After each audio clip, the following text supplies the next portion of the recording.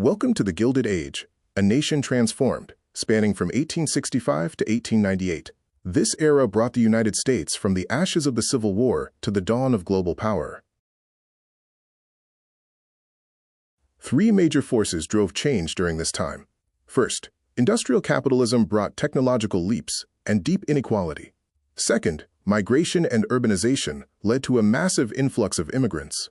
Finally, cultural and social conflict challenged the existing status quo. The Transcontinental Railroad, the iron spine of the nation, was built with federal grants and subsidies.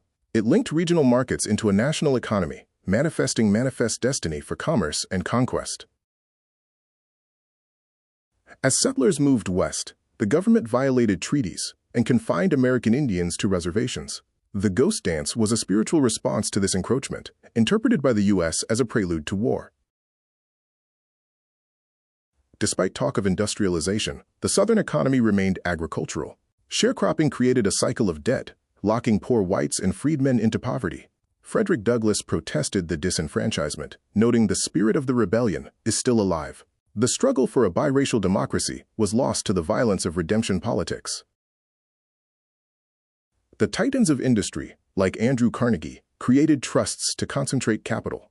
This era saw the gospel of wealth, where the rich were obligated to act as philanthropists rather than pay higher wages. The gilded facade represented stark contrasts. While one side featured opulent wealth, the other showed urban poverty and difficult labor conditions. Social Darwinism, the survival of the fittest, justified this extreme societal stratification. Immigration was the human engine of industrial growth. Push factors included poverty and persecution in Europe and Asia. Pull factors involved industrial recruitment for low-wage labor and the promise of land in the West. These push-pull factors led many immigrants to set sail for America in search for a better life. As immigrant populations grew, nativism led to political exclusion. The Chinese Exclusion Act of 1882 was the first major restriction on free immigration based on race and class. Anti-Chinese rhetoric framed laborers as existential threats to white working men's wages. In response to dangerous conditions, labor organized unions like the Knights of Labor and the AFL. Key events, such as the Great Railroad Strike and the Haymarket Affair, marked a shift from peaceful organizing to violent state confrontation. The Pullman Strike, May 11 to July 20, 1894, was a pivotal labor conflict that paralyzed the U.S. railroad system and marked the first time the federal government used a court injunction to break a strike. The Agrarian Revolt, or populism, was a challenge to laissez-faire capitalism. Farmers fought falling crop prices and demanded government regulation of the economy, calling for equal rights to all, special privileges to none. Society was in flux concerning race and gender. Women and African Americans fought for political and social equality. Ida B. Wells exposed lynching, while others, like Anne Brown Adams, fought for women's rights. The battle for the government focused on currency. The gold standard favored creditors, while silver favored debtors. William Jennings Bryan argued that government should protect the, quote, common man from organized wealth in the election of 1896. By 1898, the U.S. was a new global power. The frontier was closed, and industrial overproduction demanded new global markets. The Gilded Age forged the 20th century empire, leading to expansion in places like Cuba and the Philippines. From a historical perspective, industrial titans like Rockefeller and Carnegie amassed huge fortunes, while millions of workers endured poverty, long hours, and unsafe conditions. The lasting impact of this era is seen today in modern conversations about income inequality, corporate responsibility, antitrust laws, and whether extreme wealth supports or harms democracy. Consider the question: how did the extreme wealth inequality of the Gilded Age shape modern debates about billionaires, taxation, and economic fairness? Historically, monopolies like railroads and oil trusts dominated the economy, often eliminating competition and influencing government policy through corruption and lobbying.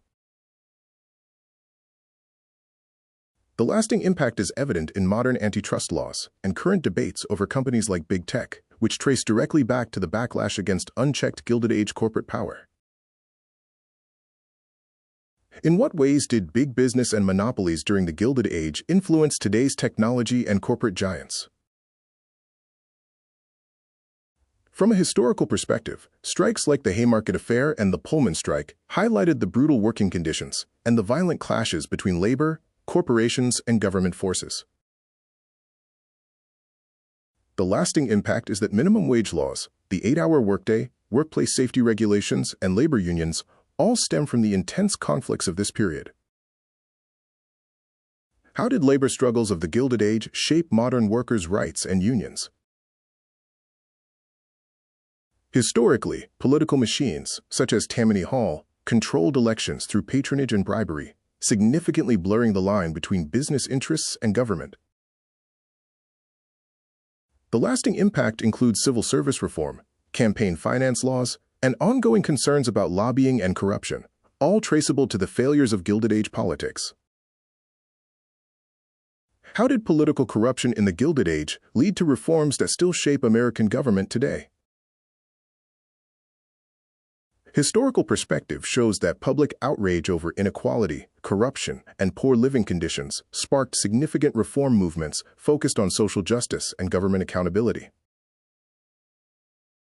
The lasting impact is that progressive reforms influence modern expectations that government should regulate markets and address social inequality, ideas still fiercely debated today.